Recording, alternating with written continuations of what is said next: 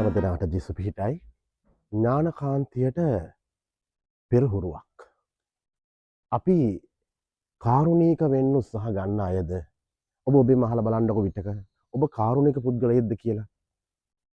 සරල ව්‍යවහාරයෙන් කිව්වොත් අපිට කේන්ති ගියාම ආවේගශීලී වෙච්චාම අපේ කාරුණික බවට මොකද වෙන්නේ?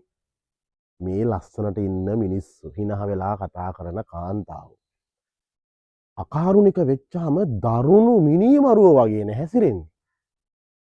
වෙඩි තියන්නත් ලෑස්ති, මරන්නත් ලෑස්ති, අනින්නත් ලෑස්ති.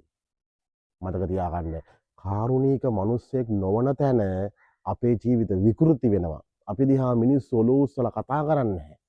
පල්ලියේ ගිහිල්ලා බොරුවට සාමය පතන්නවත් අපිට හිතෙන්නේ නැහැ. ඇයි අපි ළඟ ඉන්න කෙනා ඇස් දෙක ඔසවලා ඔබට සාමය වේවා කියලාවත් කියන්නේ නැත්තේ? හිතවල කහට පිරුණාම හරි අමාරුයි ළඟ ඉන්න කෙනාට සාමය පතන්න. මතක තියාගන්න. නත්තල ජීවත් කරවන්න. පාස්කුව ජීවත් කරවන්න.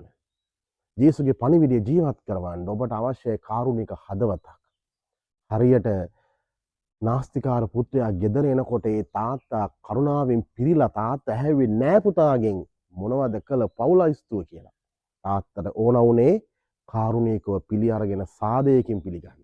එහෙමනම් ඔබත් කාරුණික සිතුවිල්ලක් ඇති කරගන්න ඔබේ කරුණාව කොතනද තියෙන්නේ කියලා හොයලා බලන්න එන්න ඥානකාන්තියට.